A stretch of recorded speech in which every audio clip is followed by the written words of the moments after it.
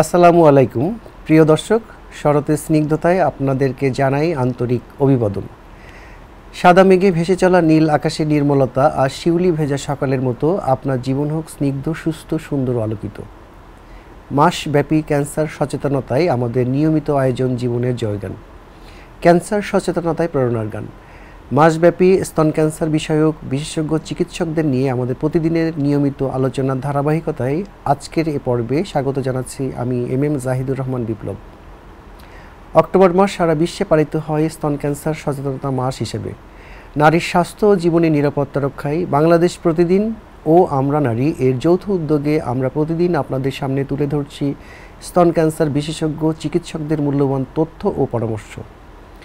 বাংলাদেশে প্রতি বছর হাজারো নারী নতুনভাবে আক্রান্ত হন এই স্তন ক্যান্সারে। দেরিতে শনাক্ত হওয়ার কারণে চিকিৎসা হয়ে ওঠে জটিল ও ব্যয়বহুল।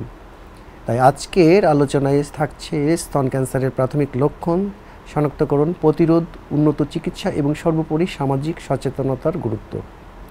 প্রিয় দর্শক, আমাদের আয়োজনের আজকের এই বিশেষ পর্বে আমরা কথা বলবো তথ্যবহুল অত্যন্ত গুরুত্বপূর্ণ বিষয় অঙ্কোপ্লাস্টিক ব্রেস্ট কনজারভিং সার্জারি নিয়ে, যা আধুনিক চিকিৎসা বিজ্ঞানের আলোকে ক্যান্সার চিকিৎসায় এক নতুন দিগন্ত উন্মোচন করেছে। আমাদের সঙ্গে আজ অতিথি হিসেবে উপস্থিত আছেন বিশেষজ্ঞ doctor Sadia Sajmin Siddika, professor general surgery বিভাগ, national institute of burn and plastic surgery, Dhaka. স্বাগত আপা, আপনাকে। কেমন আছেন? অনেক ধন্যবাদ বিপ্লব, আলহামদুলিল্লাহ ভালো আছি। আচ্ছা আপা, আজকে আমাদের এই প্রাসঙ্গিক আলোচনায় আমরা শুরুতে শুনতে চাই ব্রেস্ট ক্যান্সার চিকিৎসায় অ্যাডভান্স ব্রেস্ট ক্যান্সার সার্জারি বলতে আসলে আমরা কি বুঝি? ধন্যবাদ বিপ্লব। ব্রেস্ট ক্যান্সার চিকিৎসায় অ্যাডভান্সড ব্রেস্ট ক্যান্সার সার্জারি এটি আসলে মূলত একটি নতুন ধারণা, কারণ অনেক আগে থেকে বা শুরু থেকে ব্রেস্ট ক্যান্সারের চিকিৎসায় সার্জারি করার মানেই ছিল হচ্ছে ব্রেস্ট পুরোটা রিমুভ করে ফেলা, যেটাকে ম্যাস্টেকটমি বলা হয়। তো শুরুতে ম্যাস্টেকটমি মানেই ছিল রেডিক্যাল ম্যাস্টেকটমি, যেটা মানে হচ্ছে যে ব্রেস্ট এবং ব্রেস্টের সংলগ্ন যেসব অংশ, অ্যাক্সিলা বা আর্মপিট, সেখান থেকে গ্ল্যান্ডগুলি, তার সাথে যত ফ্যাট, ফাসা এবং সাথে এমনকি চেস্ট ওয়ালের যে মাসেল, এগুলি পর্যন্ত, উপরের স্কিন, কাভারিং স্কিন, এগুলি সব কিছু রিমুভ করে ফেলা হতো। তো সেই রেডিক্যাল সার্জারি আস্তে আস্তে স্টেপ ওয়াইজ যত দিন গিয়েছে দেখা গিয়েছে যে বিভিন্ন রকম ট্রায়ালের মাধ্যমে স্টাবলিশ করা হয়েছে যে এতটা রেডিক্যাল সার্জারির আসলে কোনো প্রয়োজন নেই, কারণ আউটকাম দেখা যাচ্ছে যে যত মিনিমালি সার্জারি করা যাচ্ছে আউটকাম মোটামুটি একই রকম আসছে। কাজে এরপরে ধাপে ধাপে এলো রেডিক্যাল ম্যাস্টেকটমি, এরপরে শুধু মডিফাইড রেডিক্যাল ম্যাস্টেকটমি বা প্যাটিস ম্যাস্টেকটমি, যেখানে আরও কম করে টিস্যু ফেলা হয়। এবং এরপরে ব্রেস্ট যখন রেডিওথেরাপির একটা ওয়াইড অ্যাভেলেবিলিটি হলো 80-র দশকে, তারপর থেকেই হলো ব্রেস্ট কনজারভেশন সার্জারি। তখন দেখা যাচ্ছে যে শুধুমাত্র টিউমারটা ফেলে দিয়ে ব্রেস্টে যদি রেডিওথেরাপি দেওয়া যায় তাহলে যে রিকারেন্সের রেট এবং পুরো ব্রেস্ট ফেলে দিলেও রিকারেন্সের রেট অলমোস্ট সেম।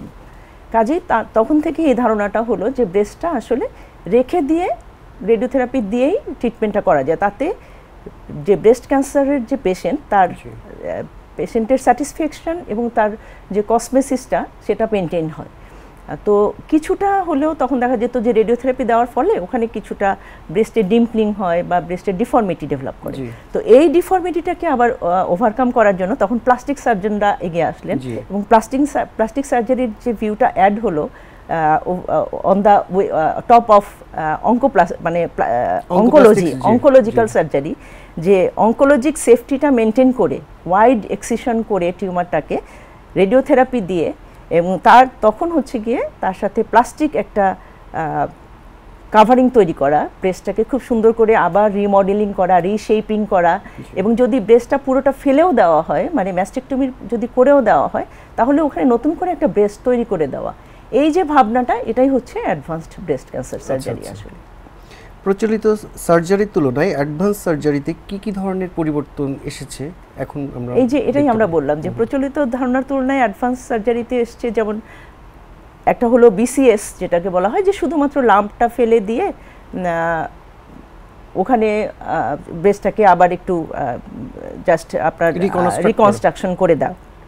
এটা আসলে ডিপেন্ড করে যে টিউমারের যে ব্রেস্ট ক্যান্সারটা টিউমারটার লোকেশনটা কতটুকু, টিউমারের সাইজ কেমন, কতখানি ডিফর্মিটি তৈরি হবে এবং মাল্টিফোকাল কিনা, মানে কয়েকটা জায়গায় আছে কিনা। এবং আরেকটা ইম্পর্টেন্ট জিনিস হচ্ছে যে এখন মলিকুলার বায়োলজি, যে কোনো টিউমারটাকে ব্রেস্ট ক্যান্সারকে মলিকুলার বায়োলজি দিয়ে ডিফাইন করা হয় এবং তার উপরে ডিপেন্ড করে ট্রিটমেন্টটা আসলে আগে ডিসাইড করা হয় যে কীরকম ট্রিটমেন্ট করা হবে।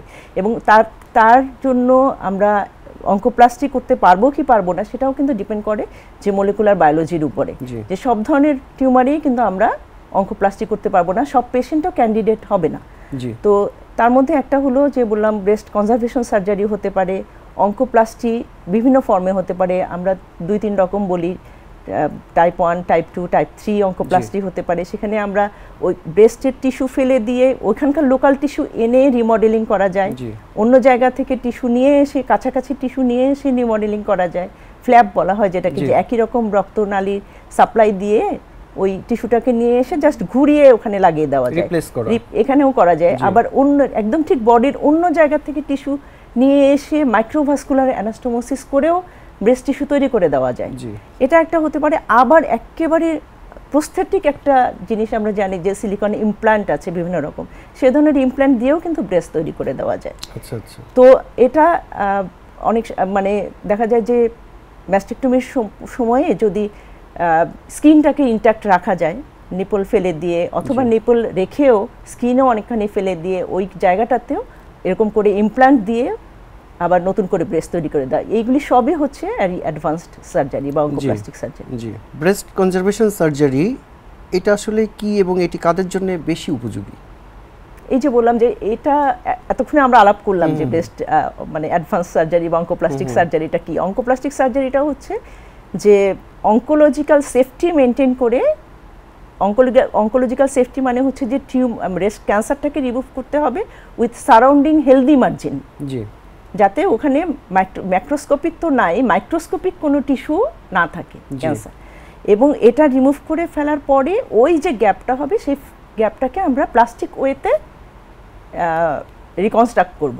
এটাই হচ্ছে অঙ্কোপ্লাস্টিক সার্জারির মূল কথা, প্রিন্সিপাল।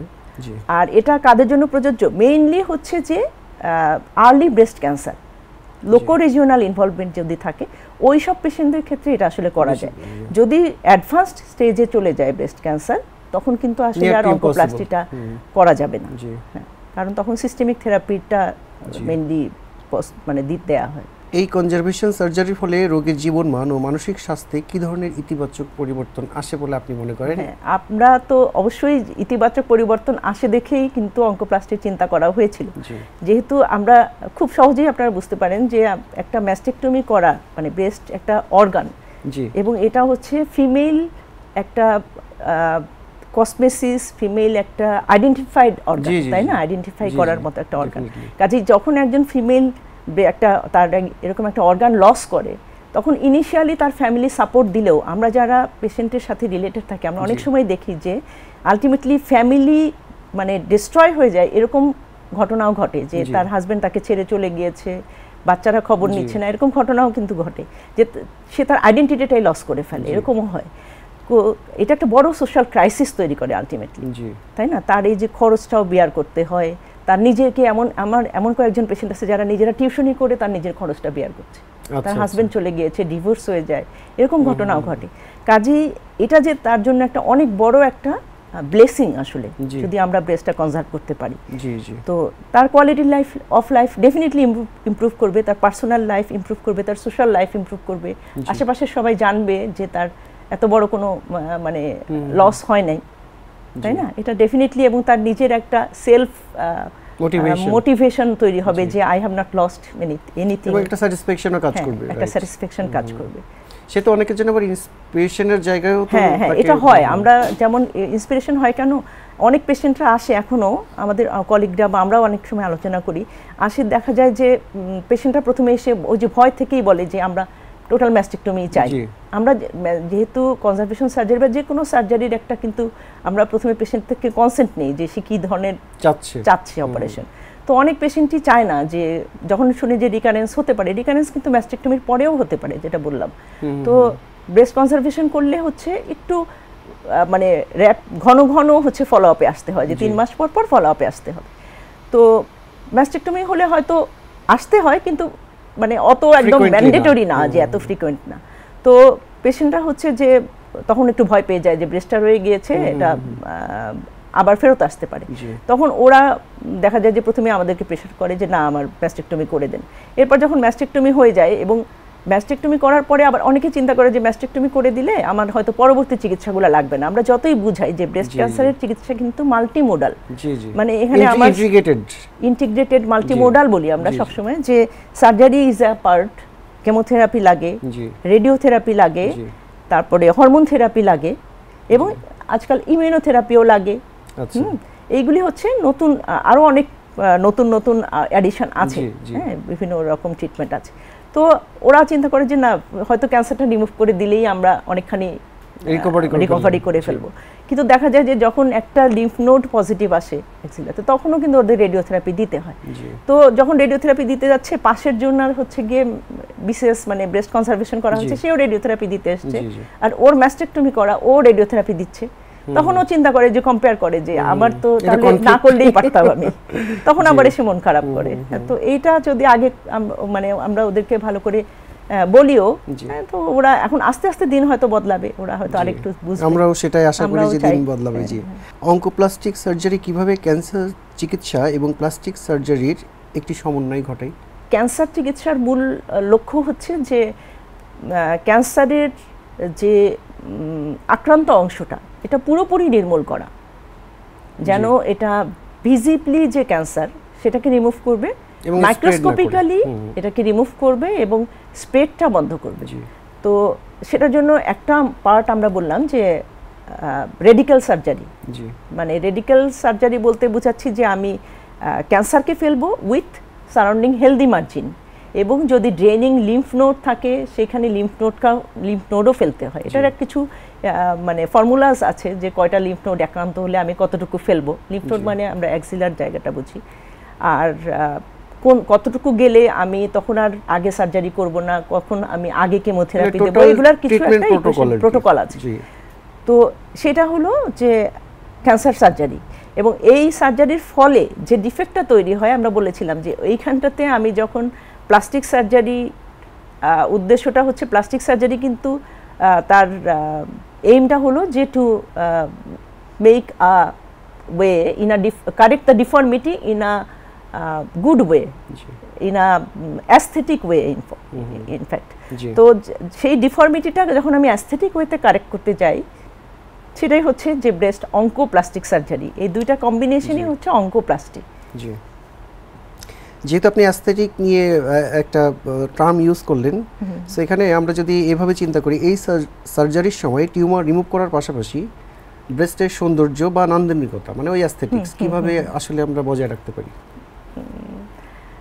যেটা করা হয় যে ডিপেন্ড করে আসলে যে কি ধরনের ব্রেস্টে করা যাবে। প্রথমে যেটা করা হয় যে পেশেন্টকে অ্যাসেস করা হয়। আসলে সব, যেটা বলেছিলাম প্রথমেও আমি একবার বলেছিলাম যে সব ব্রেস্টেই কিন্তু করা যায় না আসলে অঙ্কোপ্লাস্টি, ডিপেন্ড করে পেশেন্ট টু পেশেন্ট ভ্যারিয়েশন হতে পারে। প্রথমে অবশ্যই যে টিউমার ব্রেস্ট ক্যান্সারটা কোন স্টেজে আছে এবং কি টাইপের ব্রেস্ট ক্যান্সার, মাল্টিফোকাল না ইউনিফোকাল, সেটাও একটা ব্যাপার।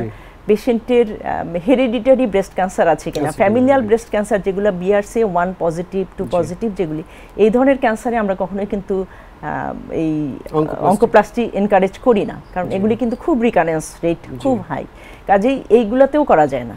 তো সেটা একটা ব্যাপার। পেশেন্টের এইজ একটা ব্যাপার, যদিও আজকাল বলা হয় যে আমাদের দেশে না, কিন্তু বাইরের দেশে এইজটা is not no more factor. তারপরে আমরা চিন্তা করি যে পেশেন্টের বডি স্ট্যাচার, অনেক ক্ষেত্রে দেখা যায় যে ব্রেস্টটা খুব ফ্যাটি থাকে, মানে টোসিস বলি আমরা, খুব হাই টোসিস যদি থাকে, সেই সব ক্ষেত্রে আসলে অঙ্কোপ্লাস্টি খুব বেশি একটা ভালো রোল দেয় না। ওই ক্ষেত্রে আমরা শুধু BCS, যদি ব্রেস্ট কনজারভেশনও করা যায়, ওই সব ক্ষেত্রেও কনজারভেশন করা যায়, শুধু টিউমারটাকে ফেলে দেওয়া যায়, সেই ক্ষেত্রে কনজারভেশন করা যায় না। তবে আর্লি টোসিস যেগুলোতে, সেগুলোতে আরেক ধরনের কনজারভেশন করা যায়, সেটা হচ্ছে ব্রেস্ট লিফট করা যায়, মানে ব্রেস্ট টিউমারটা ফেলে দিয়ে এটাকে মানে ম্যাস্টোপেক্সি বলে, ব্রেস্টটাকে একটু লিফট আপ করে ফিক্স করে দেওয়া যায়। এবং সেই ক্ষেত্রে আরেকটা ইম্পর্টেন্ট মজার জিনিস হচ্ছে যে অঙ্কোপ্লাস্টির ক্ষেত্রে কিন্তু সবসময় 2 ব্রেস্টেই সার্জারির কথা চিন্তা করা হয়, মানে এফেক্টেড ব্রেস্ট তো অপারেশন করাই হয়, একই সাথে যে কারেকশন করতে গিয়ে যে অপোজিট ব্রেস্টটা, সেই ব্রেস্টে তো একটু সাইজটাও মানে চেঞ্জ হয়ে যায়, প্লাস আপনার এই যে ইলিভেশন বা মানে নিপলের একটা ডিসক্রিপেন্সি হয়ে যায়।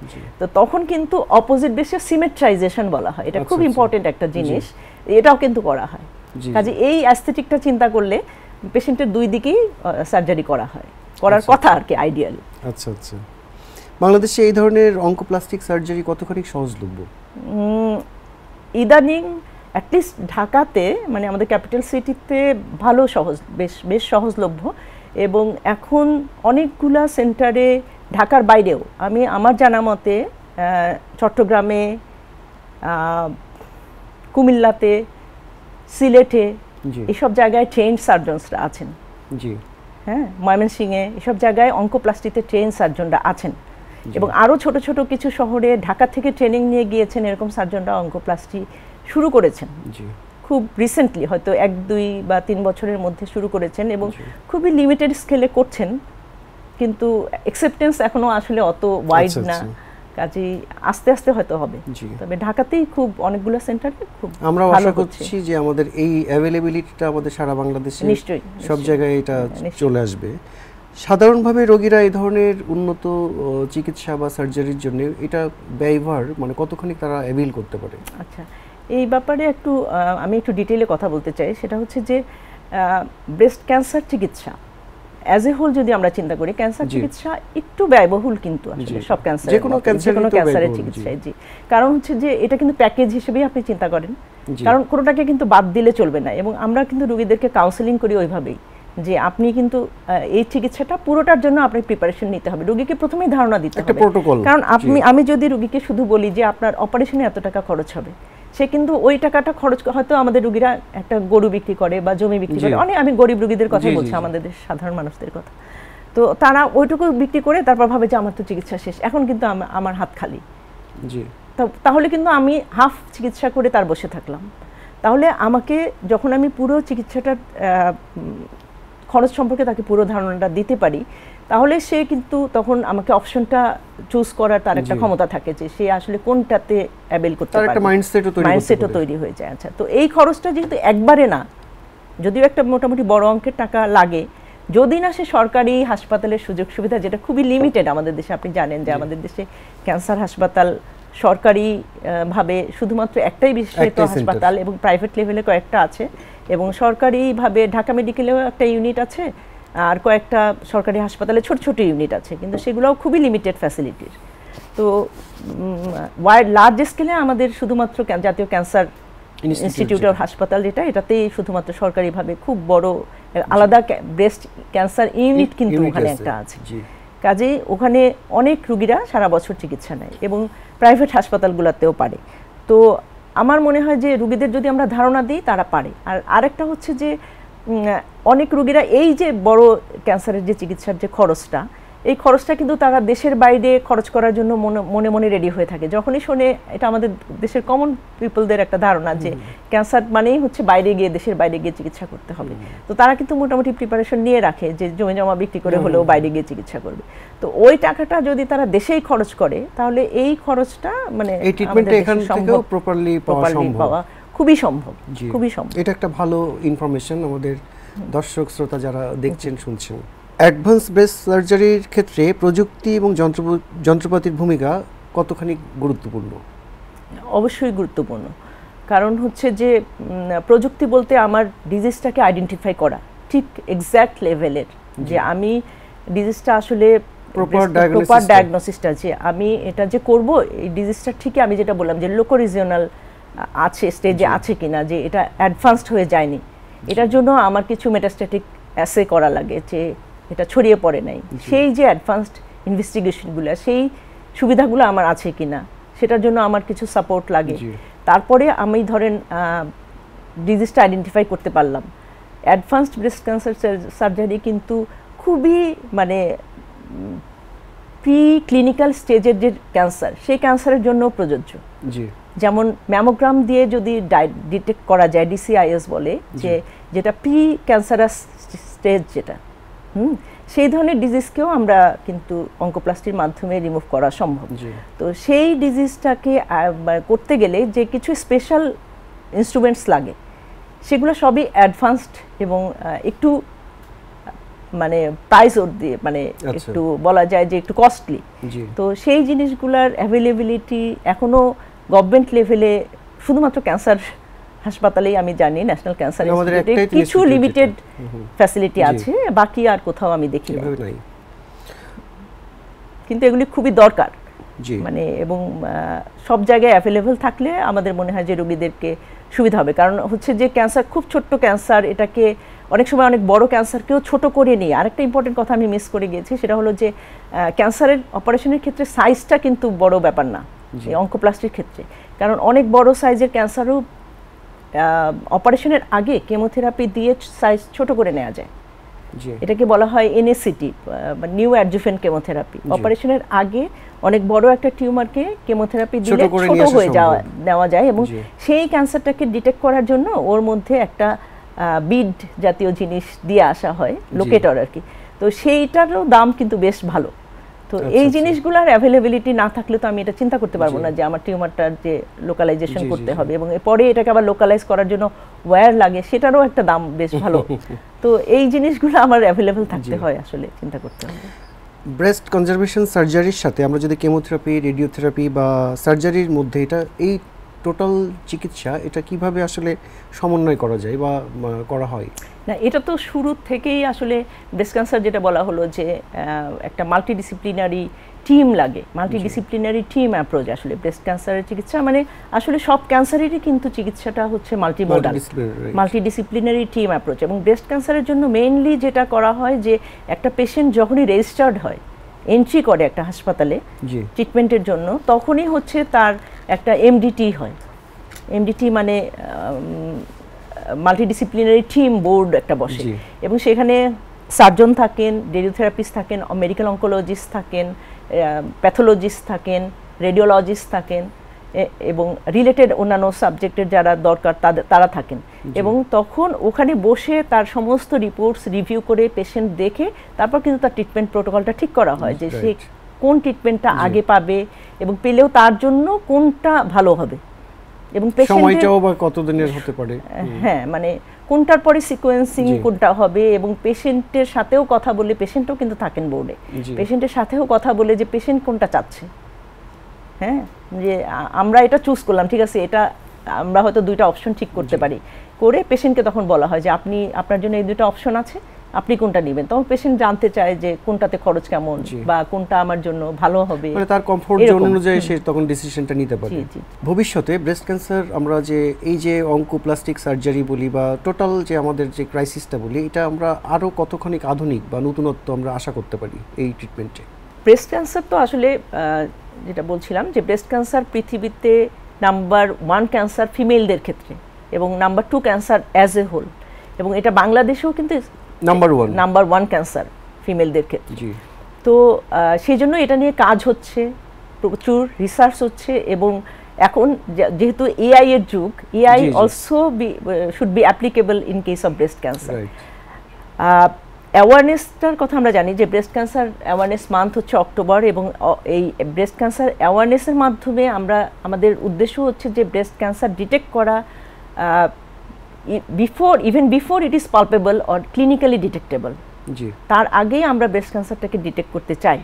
সেই ক্ষেত্রে AI কিন্তু একটা খুব বড় হেল্প করে, এবং রোবোটিক সার্জারিও আমরা আশা করতে পারি যে আমাদের বাংলাদেশে রোবোটিক সার্জারি, হ্যাঁ ওয়াই নট, কারণ অন্য সব সার্জারিতে যেহেতু রোবট হেল্প করছে, ব্রেস্টে হয়তো করতে পারে, I am not sure in all way, আমরা hopeful that may be helpful in case of the robot can help also in case of some flap surgeries. তরুণ প্রজন্মকে সচেতন করার জন্য আপনি as a physician or as an expert কি কি পদক্ষেপ নেওয়া যায় বা কি কি উদ্যোগ নিতে পারি আমরা? তরুণ প্রজন্ম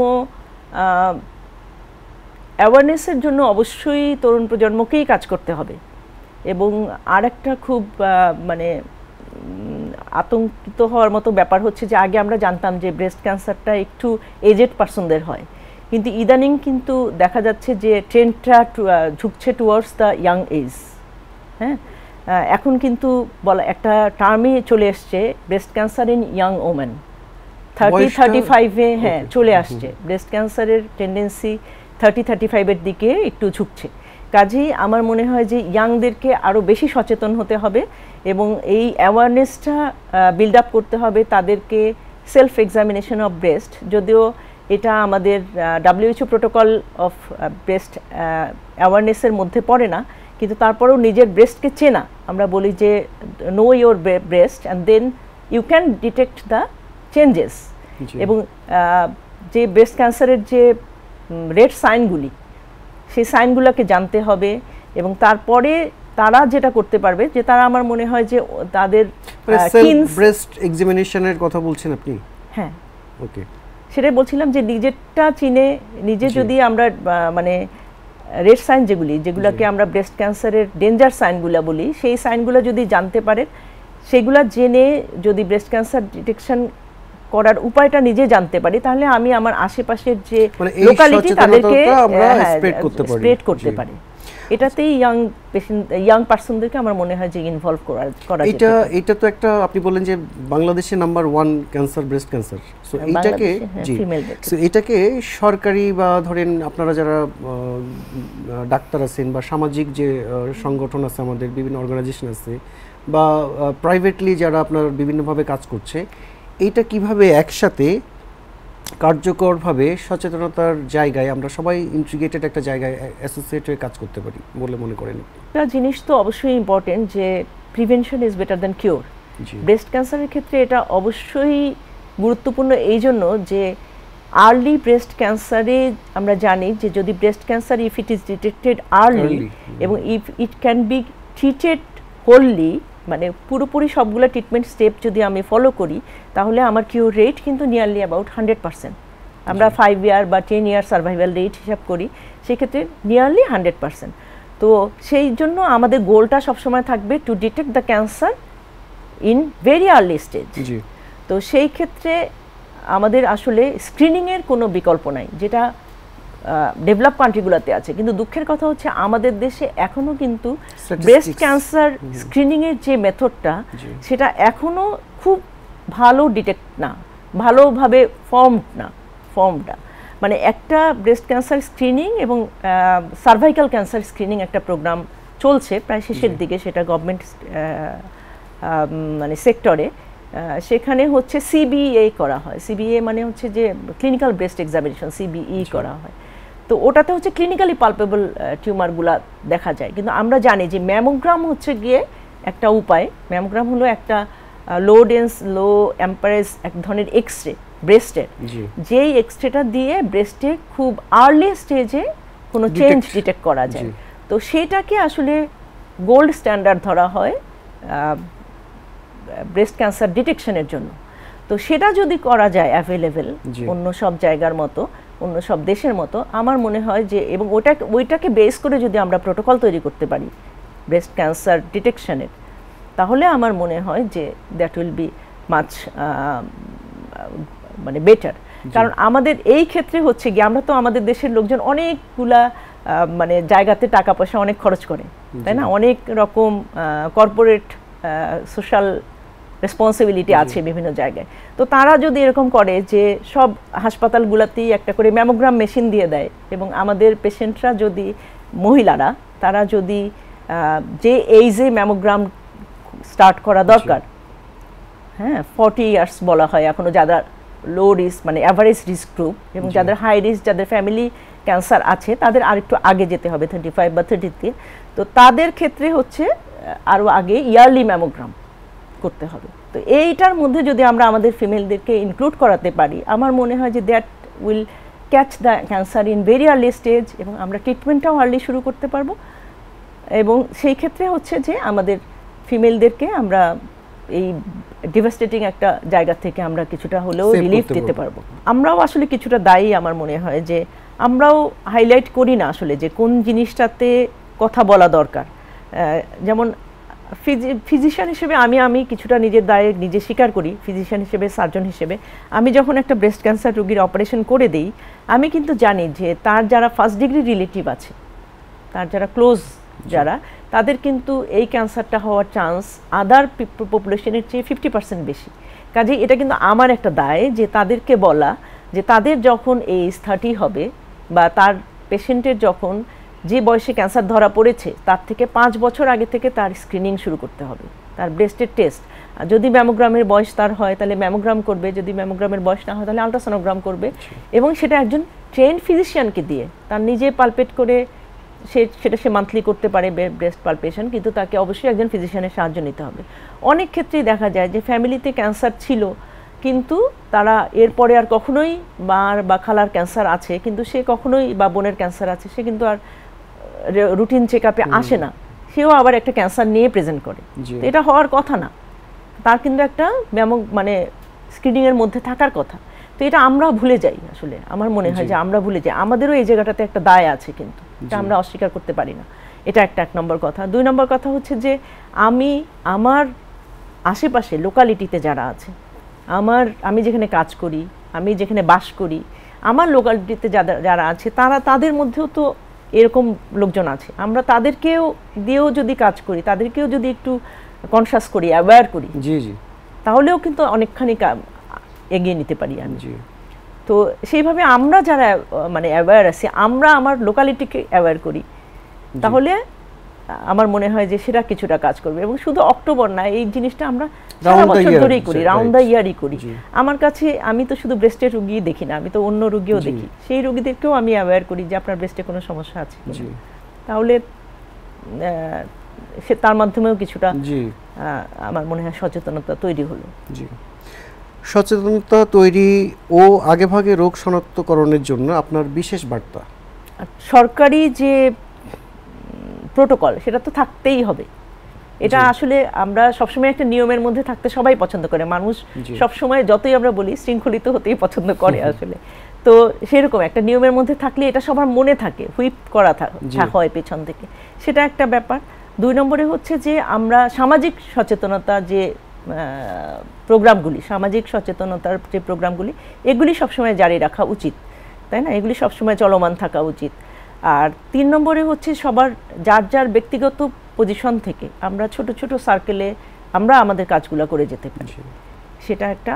আর কিছু ব্রেস্ট ক্যান্সারের আমরা মিডিয়াতে মিডিয়া একটা বড় উদ্যোগ আসলে নিতে পারে। আমার যেটা মনে হয় যে মিডিয়াতেও যদি সব সময় টিভিসিগুলো চলে, তাই না, সেখানে যদি একটু দেখানো হয় যে ব্রেস্ট ক্যান্সারের লক্ষণগুলো কি বা কি হলে ডাক্তারের কাছে যেতে হবে, অথবা আপনি কিভাবে অ্যাওয়্যার থাকতে পারেন ব্রেস্ট ক্যান্সার থেকে, যদিও প্রতিরোধমূলক আসলে কিছুই নাই, তাই না, তারপরও কোন কোন সচেতনতাগুলো অবলম্বন করলে ব্রেস্ট ক্যান্সার হওয়ার ঝুঁকি কমে। যেমন ব্রেস্ট ফিডিং আমরা বলি ব্রেস্ট ক্যান্সারের ঝুঁকি কমায়, মানে আমাদের দেশের জন্য প্রযোজ্য না, তারপরে বলি smoking, alcohol, less alcohol intake, এগুলো ব্রেস্ট ক্যান্সারের ঝুঁকি কমায়। সেডেন্টারি লাইফস্টাইল এবং ওবেসিটি, এটা আমাদের জন্য অবশ্যই প্রযোজ্য, তাই না? এই জিনিসগুলা যদি অ্যাভয়েড করা যায় তাহলে সেটা ব্রেস্ট ক্যান্সারের ঝুঁকি কমায়। তাহলে এই জিনিসগুলো আমরা মেনে চলতে পারি। এবং age of the first child, এটা খুব একটা ইম্পর্টেন্ট ইস্যু।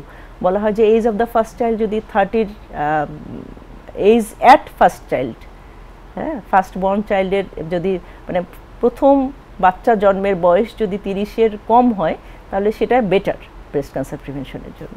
আচ্ছা আচ্ছা, মানে আর্লি বাচ্চা নিয়ে ফেলা ভালো, সোজা কথা। আমাদের বাংলাদেশে যে শিক্ষা প্রতিষ্ঠান যেগুলি আছে সেখান থেকে আপনি অ্যাজ এ ফিজিশিয়ান, এটা একটা বেস্ট প্ল্যাটফর্ম মনে হয়। সো আপনার কি মনে হয় যে এই আমরা এডুকেশনাল প্ল্যাটফর্মগুলো ব্যবহার করে বা ইনিশিয়েটিভ নিয়ে আমরা এই সচেতনতার জায়গায় আমরা বেশি কাজ করতে পারি? হ্যাঁ, ডেফিনেটলি। বিশেষ করে পোস্ট গ্রাজুয়েট যে প্রতিষ্ঠানগুলো, সেখানে তো একটু এজেড মেয়েরা থাকে, তাদেরকে বললে ওটা বেশি কাজ করবে। এবং আর একটু আমি নিজে কিছু অ্যাওয়ারনেস প্রোগ্রাম করেছি, কিছু স্কুল লেভেলেও করেছি, যদিও ওটা খুবই আর্লি হয়ে যায় আমার মনে হয়, তাও ওদের মাধ্যমে শেখাতে হলো যে তোমার মা বা তোমার মানে একটু 9-10-এর বাচ্চাদেরকে যে তোমার মা, খালা বা বাসায় বড় বোনরা যাদের আছে তাদেরকে এইগুলি বলবা, এইভাবে বলে। আর আরেকটু যাদের অবশ্যই কলেজ বা ইউনিভার্সিটি লেভেলে যদি ওদেরকে দেখানো হয় শেখানো হয়, ওরা অবশ্যই একটা বড় ভূমিকা রাখতে পারে বলে আমার মনে হয়। পাশাপাশি আরেকটা বিষয় সেটা হচ্ছে যে আমাদের আসলে এডুকেশনাল যে ইনস্টিটিউশনগুলি আছে শুরু থেকেই আমাদের কিন্তু স্বাস্থ্য যে একটা সম্পদ, সেই ব্যাপারে কিন্তু আমরা আসলে বেসিক কোনো শিক্ষার জায়গাটা আমরা কিন্তু অ্যাওয়ার না।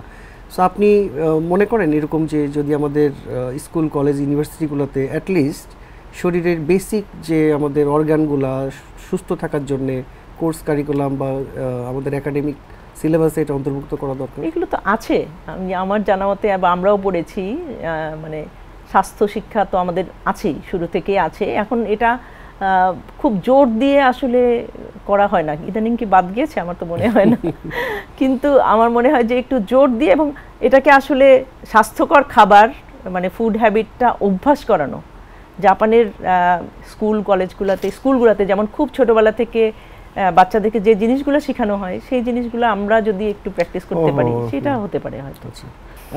প্রিয় দর্শক, আজকের আলোচনায় আমরা জেনেছি স্তন ক্যান্সারের আধুনিক চিকিৎসা পদ্ধতি অঙ্কোপ্লাস্টিক ব্রেস্ট কনজারভিং সার্জারি সম্পর্কে, যা শুধু রোগীর জীবন রক্ষা নয় বরং আত্মবিশ্বাস ও মানবিক সুস্থতা ফিরিয়ে আনে।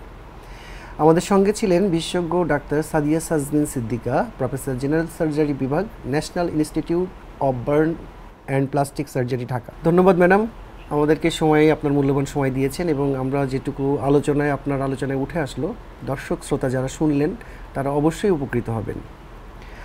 প্রিয় দর্শক, মনে রাখবেন স্তন ক্যান্সার প্রতিরোধযোগ্য এবং প্রাথমিক অবস্থায় শনাক্ত হলে নিরাময়যোগ্য। তাই সচেতন হন, অন্যকেও সচেতন করুন। নিয়মিত পরীক্ষা করুন, নিজের ও পরিবারের সুস্থতার দায়িত্ব নিজে নিন। শরতের নির্মলতায় যেমন আকাশ ভরে ওঠে আলো তার স্নিগ্ধতায়, তেমনি আমাদের জীবনও হোক স্বাস্থ্য, আশা ও স্বপ্নে আলোকিত। আমাদের মাসব্যাপী আয়োজনে জীবনের জয়গান, ক্যান্সার সচেতনতায় প্রেরণার গান চলবে প্রতিদিন নতুন আলোচনায়, নতুন বিশেষজ্ঞ অতিথিকে নিয়ে। সঙ্গেই থাকুন। আজকের মতো এখানেই শেষ করছি। সবাই ভালো থাকবেন, সুস্থ থাকবেন। আল্লাহ হাফেজ।